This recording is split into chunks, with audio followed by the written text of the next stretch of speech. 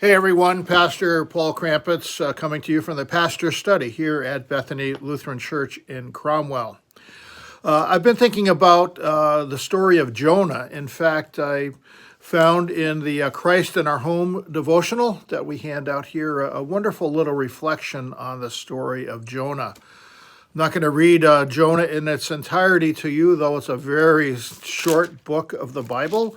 Takes a little over 2 pages in the Bible I have before me. But the basic story is this. Jonah is called by God to go prophesy to the people of Nineveh for their wickedness.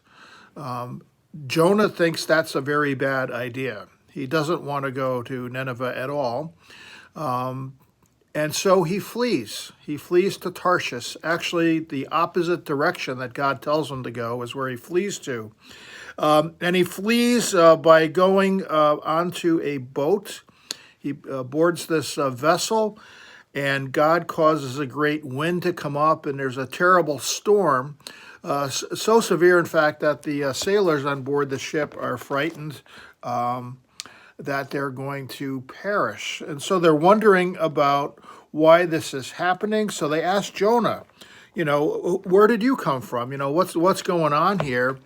And he tells them that he worships the Lord, the God of heaven, who made the sea and the dry land. And so they recognize that he is a Hebrew.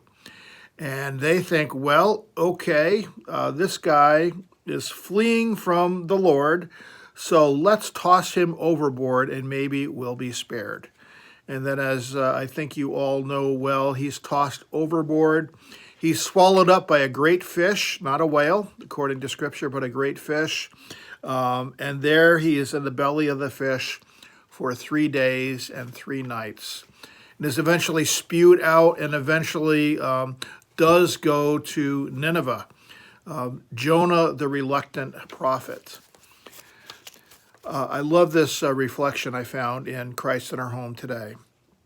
The author writes, I often place my faith in a pretty small God. I imagine this God to be like an invisible pet bird sitting on my shoulder, gently prodding me onward when I need a push, offering rehearsed words of comfort when I need them. A God who doesn't bother me too much, doesn't call me out on my sins, but a God who is there when I am most in need, but a God mostly invisible when I feel like I'm not in need. That's not the God at all that we meet in the story of Jonah. Jonah's God is not domesticated.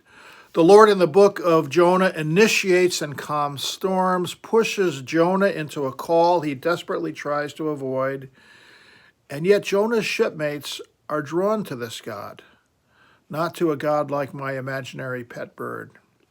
Tempestuous waters, midnight storms, a giant fish, not the stuff of my preferred strategy for evangelism, yet it seems to work. Jonah's comrades, like many of us, need the Holy One who stills storms.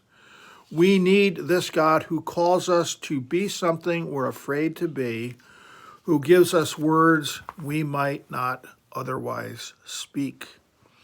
I love this sense that we sometimes domesticate God, or as I like to say, put God in a box. We can control this small God. But in reality, God cannot be contained in a box. And very often, God calls us to do things that we'd rather not do, to do things that we think we can't do, to say things that we'd rather not say. Jesus, of course, experienced that himself. Lord, if it be your will, let this cup pass from me, but not my will, your will be done.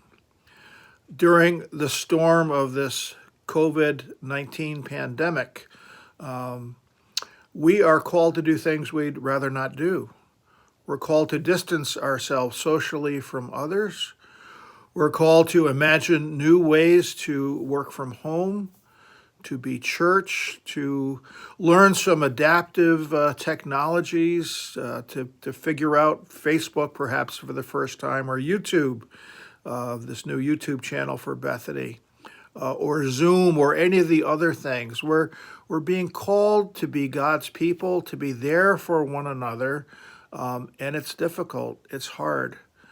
But this undomesticated God promises to be with us in the midst of all of this, and promises that this too shall end.